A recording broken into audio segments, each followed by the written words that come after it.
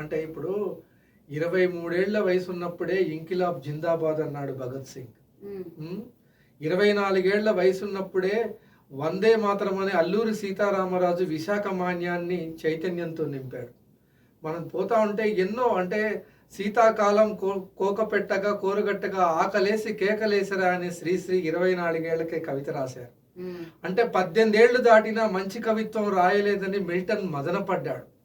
అంటే 23 ఏళ్ళు 24 ఏళ్ల యువత ఆ రోజుల్లో అంతగనం ఆలోచిస్తే, అంత సాహిత్యం గురించి సమాజం గురించి ఆలోచిస్తే ఇవాళ యువత పూర్తిగా నిర్వీర్యమైపోయి ఉన్నారు. అంటే యువశక్తి ఇక్కడ అసామాన్యమైన యువశక్తి ఉంది. అంటే ఇవాళ అనుకుంటున్నారు వాళ్ళు ఈ వ్యవస్థల్ని, ఇప్పుడున్న రాజకీయ వ్యవస్థల్ని గట్టిగా నిలబడితే కూల్చే శక్తి వాళ్ళకుంది. అద్భుతంగా వాళ్ళు దాన్ని వాళ్ళు కట్టుకున్న అవినీతి మేడని కూల్చగలిగే శక్తి యువతకి యువతకుంది. 100% ఉంది.